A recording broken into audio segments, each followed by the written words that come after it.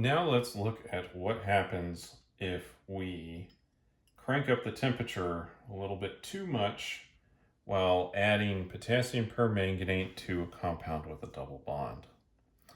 And in this case, we can have oxidative cleavage. That is to break the molecule apart. So for the next couple videos, I'm going to have this example so that we can see some differences between some of these different reagents. But for now, we're going with potassium permanganate. So the first thing that we'll add is concentrated potassium permanganate.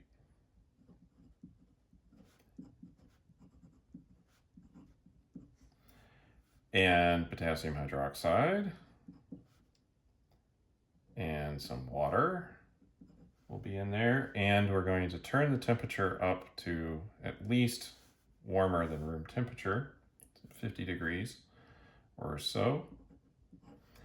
And then second, we'll add some HCl. And you'll see, since this is a cyclic compound, we are cleaving this double bond, so this part is going to break open. And right here, this carbon has part of the double bond there. So I'll draw that part here, and this is where that double bond was. And in its place, we'll put a ketone or an oxygen, right?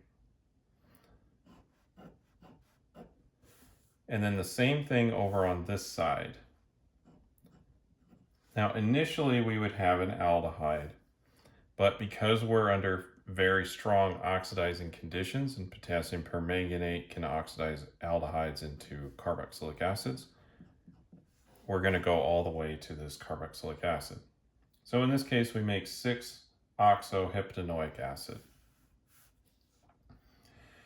So let's look at the mechanism for this. And again, it's a concerted, like paracyclic reaction.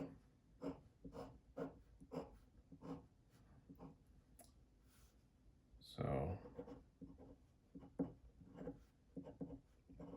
permanganate ion is another one that has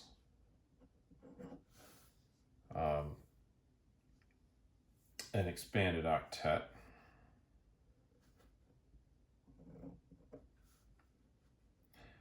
And also a very similar mechanism that we're seeing here.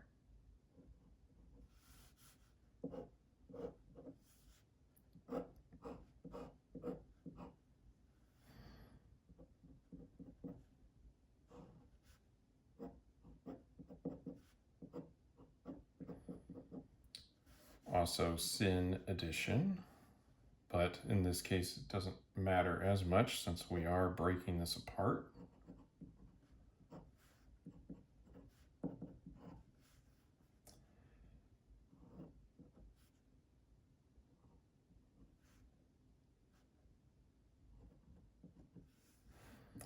So again, very similar to what we saw before. So this is actually a 4+2 cycloaddition.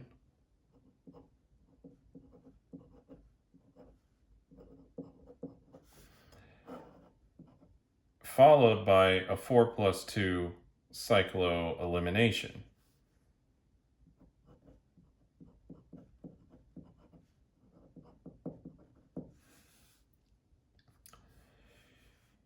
We will, at the end of this step, be at the ketone and aldehyde. But then, well, and also manganese dioxide. But under these conditions, the aldehyde will be oxidized too.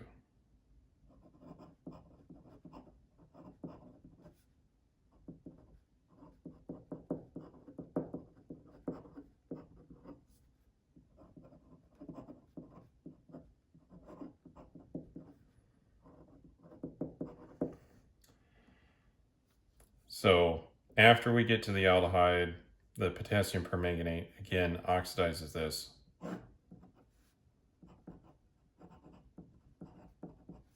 up to the carboxylic acid. Let's look at another example.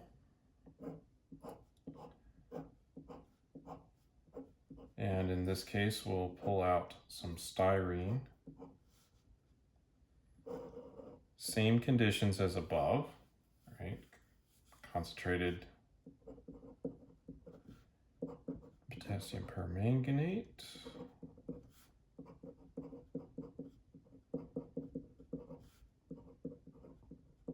A little warmer. Once we do that, we will make kind of these intermediate compounds, which will probably not exist for very long. You may not even detect them. So we'll make benzaldehyde and formaldehyde because the bond is breaking here. So we have one carbon over here, that's this carbon now, and we have this carbon is still there, attached to the ring. And again, aldehydes are oxidized, and we'll have, again, some more permanganate.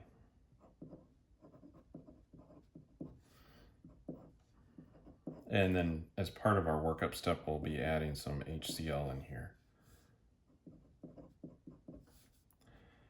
And we should get benzoic acid,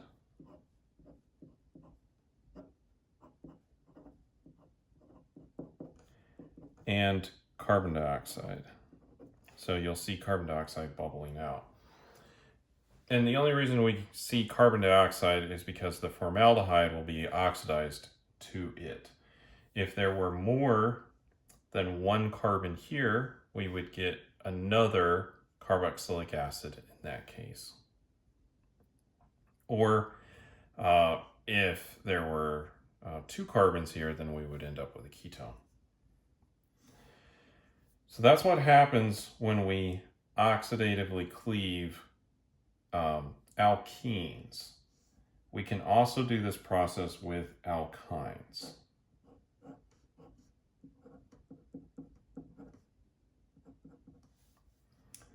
And again, under the same conditions.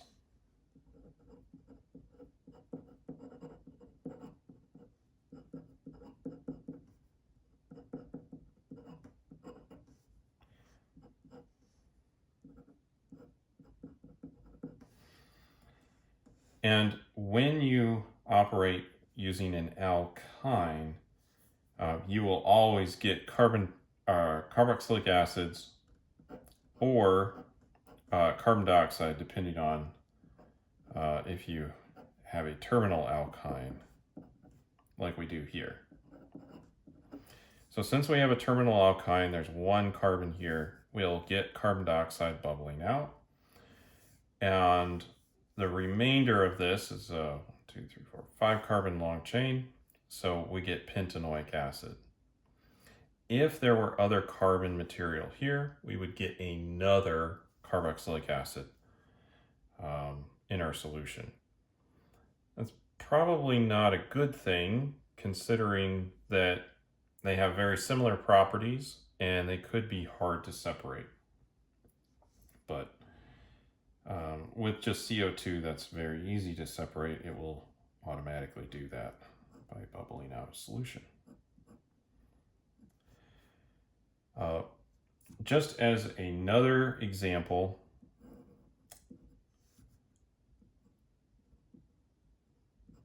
I've got something that's not a ring.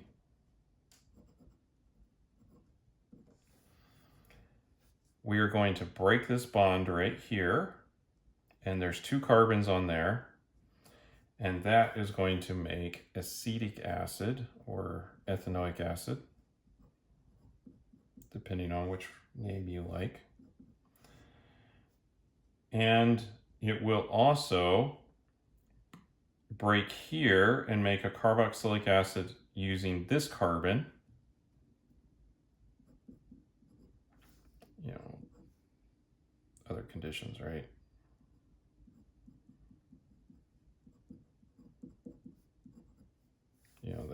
cool stuff. Over here on this carbon, that will become a ketone because it's got another carbon here. So if I count over 1, 2, 3 carbons over, so 1, 2, 3, ketone. There's the terminal carbon here. Well, not the terminal carbon in the name, but right here, it's now that carbon there. And since this one only has CH2 here, we will also make some carbon dioxide. So we'll make both of these carboxylic acids, this one having an additional ketone on it because of the way that this double bond is substituted here. So this is a way to break apart molecules. Now we've spent quite a bit of time talking about how to build molecules up, and that is normally the way that we go. But this is an example of a way to cleave or break apart molecules. We'll talk a little bit more about this using other reagents in the next couple videos.